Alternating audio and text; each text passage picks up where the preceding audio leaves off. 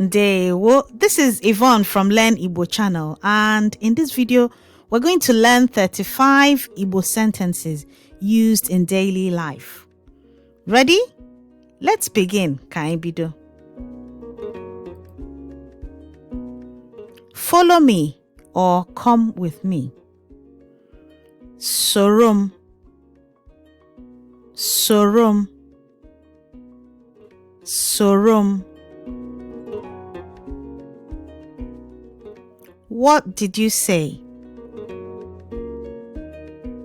Kedu ihe i kwuru? Kedu ihe i kwuru? Kedu ihe i kwuru?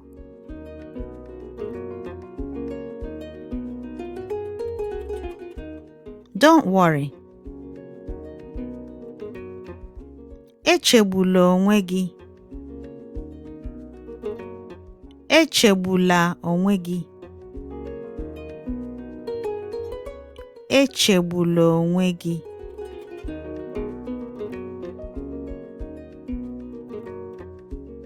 I don't agree. Ekwetaghị m. Ekwetaghị m. Ekwetaghị m.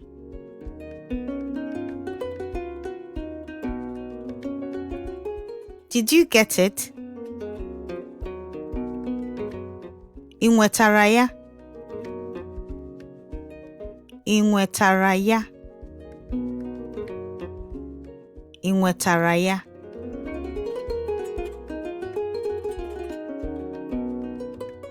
Do as I say. Mee ihe m na-ekwu. Mee ihe m na-ekwu. Mee ihe m na-ekwu.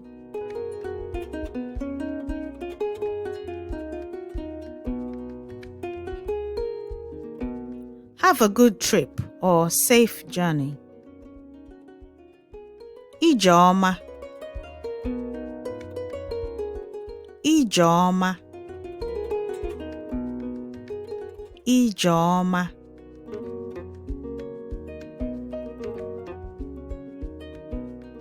What do you need or what do you want? Kedu ihe ị chọrọ?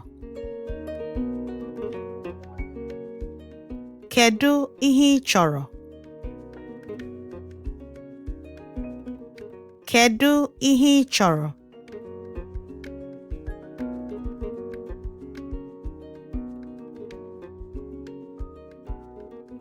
Please come as soon as possible. Biko bịa ozugbo ị nwere ike. Biko bịa ozugbo ị nwere ike.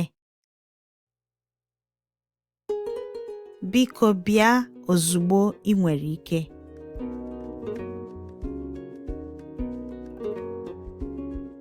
I hope so. Ana m atụ anya. Ana m atụ anya. Ana m atụ anya.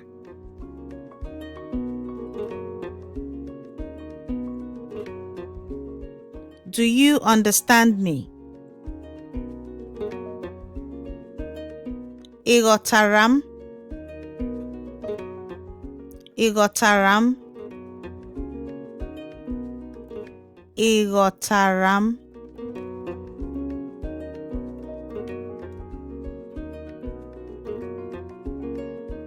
What's your phone number? Kedu nọmba ekwentị gị? Kedu nọmba ekwentị gị? Kedu nọmba ekwentị gị? Now, number in Igbo means ọnụọgụgụ, but on the street, you will never hear someone say, Kedu ọnụọgụgụ ekwentị gị? You'll always hear number. So, kedu nọmba ekwentị gị?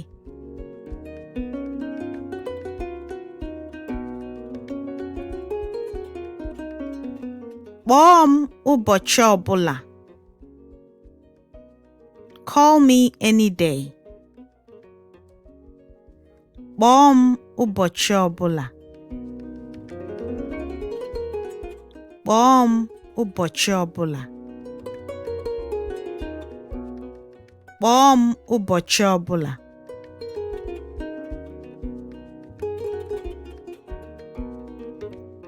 I admire you. Enwere m mmasị ebe ị nọ.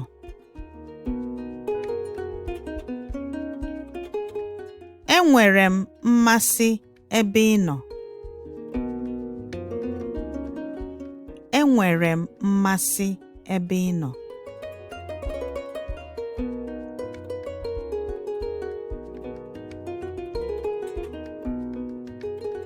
Can I help you?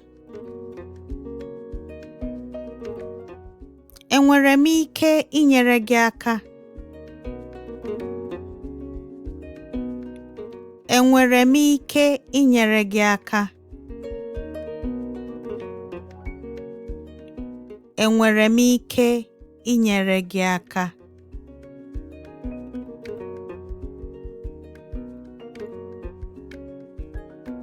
What do you want to do? Kedu ihe ị chọrọ ime? Kedu ihe ị chọrọ ime? Kedu ihe ị chọrọ ime?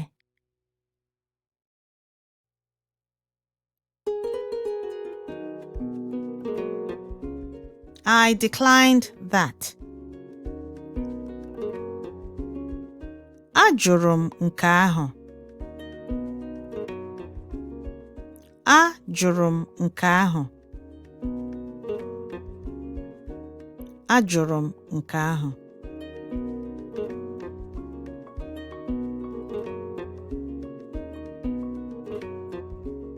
You are wasting my time. Ị na-egbu oge m. Ị na-egbu oge m. Ị na-egbu oge m. Sometimes you might hear ị na-egbu m oge. So ị na-egbu oge m and ị na-egbu m oge. They essentially mean the same thing. You are wasting my time.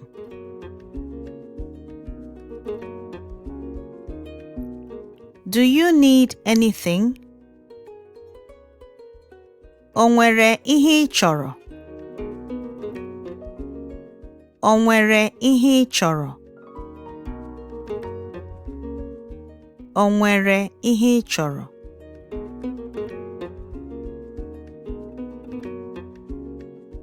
Where are you going? Ebee ka ị na-aga?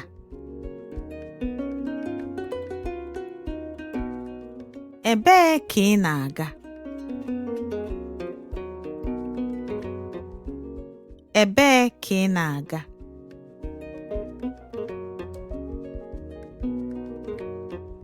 I hope you understand. Enwere m olileanya na ị ghọtara. Enwere m olileanya na ị ghọtara. Enwere m olileanya na ị ghọtara.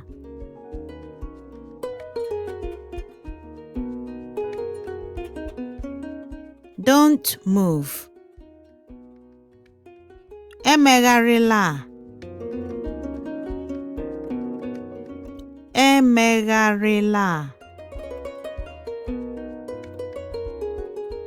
Emegharịla.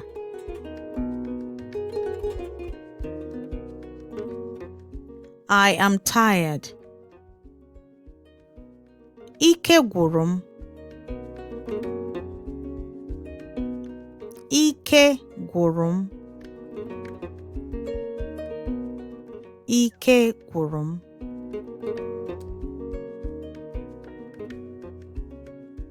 Can you please repeat that?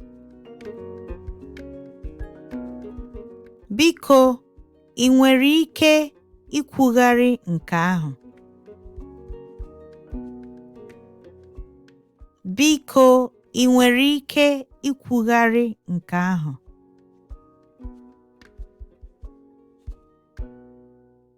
Biko, ị nwere ike ikwugharị nke ahụ?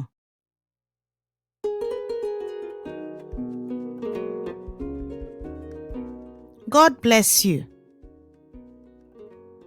Chukwu gọzie gị. Chukwu gọzie gị.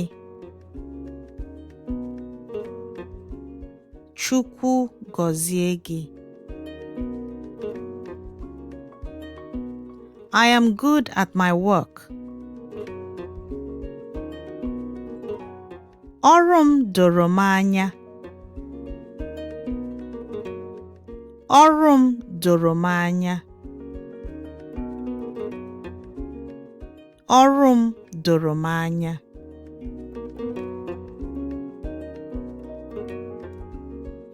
Are you coming with me or are you following me?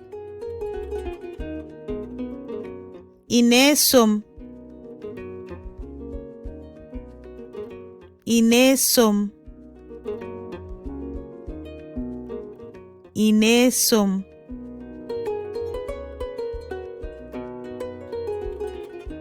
Can you help me? Ị nwere ike inyere m aka?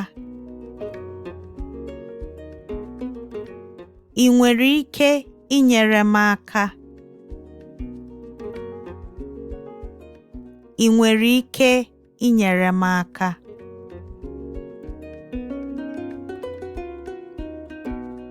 Don't be so childish. Emezina ka nwata. Emezina ka nwata. Emezina ka nwata.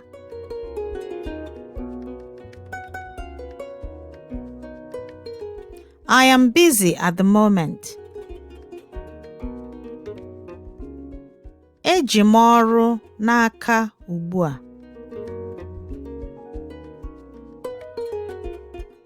Eji m ọrụ n'aka ugbu a.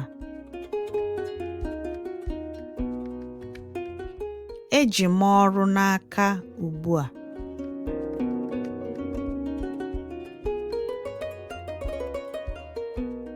Call me back.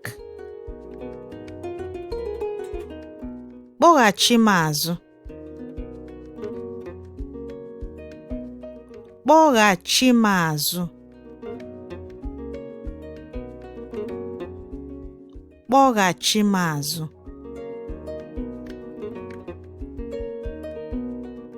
Why? Maka gịnị? Maka gịnị? Maka gịnị? Be careful or mind yourself. Kpachara anya. Kpachara anya. Kpachara anya. You can also hear kpachara anya gị. Gị is you. Kpachara anya. Are you kidding? Ị na-egwu egwu. Ị na-egwu egwu. Ị na-egwu egwu.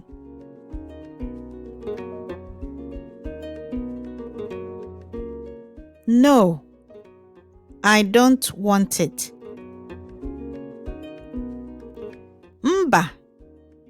Achọghị m ya. Mba. Achọghị m ya. Mba. Achọghị m ya. That's it for today's video. Don't forget to subscribe and like this video, and then click the bell button so that whenever a new video comes up, you get a notification. Ka o mesịa.